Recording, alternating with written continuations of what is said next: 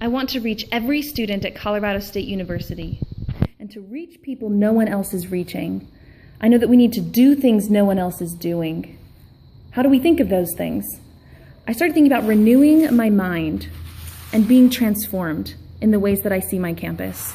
I was an RA for 3 years, and I realized that every student at CSU starts out as a resident. They all are required to live in the dorms their freshman year. They live in a residence hall where there is roommate conflicts and drama and making out in the study rooms. So to manage that mess, there's an RA. And that RA's job is to build an inclusive community, to build trust with a group of 25 to 50 community members, a family. They've been given a position of authority over these residents, not unlike Nehemiah, Daniel, and Joseph, and how they used their position for God's glory. What if RAs saw their job not as a job, but as a ministry? How would they plan their bulletin boards? How would they be intentional about their floor meetings, events, one-on-ones, conversations, mediations, counseling, icebreakers? Could they disciple the Christians on their floors to lead Bible studies and use opportunities like an icebreaker to share Jesus with their floor? Can you talk about Jesus, though? Aren't you building an inclusive community? Well, what if inclusive meant that everyone is free and empowered to bring their whole self, all their identities to the table, to be known by their floor and accepted? Why then would a Christian RA hide the biggest identity that they have, hide who they are? What about community?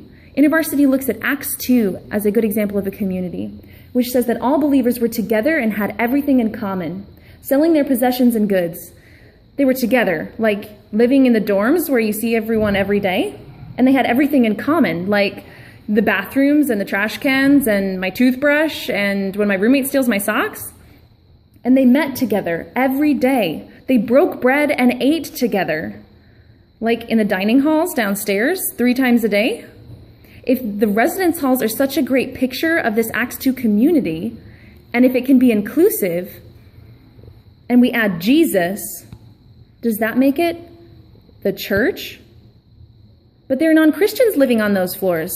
What if we add non-believers? Does that make it a missional church? Does that mean that Evan, who hates Christians, but lived on a floor with Kamaya and Aaron, who were Christians but not really confident in their faith, had an RA who was Christian, who met with Kamaya and Aaron and encouraged them to hang out with Evan and share their faith with him? What if RAs were empowered, given permission to be who they are? The RAs that I know need to be given permission to be Christian on their floors. They need a community of other Christian RAs to be encouraged and challenged in their sentness, where they have the most influential role on campus. Every resident is required to meet with an RA their freshman year. That means that even if someone goes 4 years without saying a word to anyone else, they had to talk to their RA. So can we reach people no one else is reaching? By ministering to RAs who meet with every student on campus, I want to empower RAs